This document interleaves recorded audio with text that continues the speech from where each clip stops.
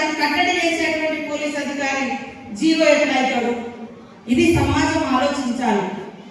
కాబట్టి cinema యాక్టర్లైనా, cinema producers అయినా, డైరెక్టర్లైనా ఈ సమాజాన్ని ఒక ఉన్నతమైనటువంటి సన్మార్గంలో తీసుకెళ్లేటువంటి లక్షణాలు, ఇతరుల గురించి తప్పించేటువంటి భావాన్ని, ఇతరులకు హెల్ప్ చేసే భావాన్ని, ఇతరుల గౌరవాన్ని కాపాడే విధంగా సినిమా తీస్తే సమాజం ఇంకా సన్మార్గంలో నడుస్తుంది.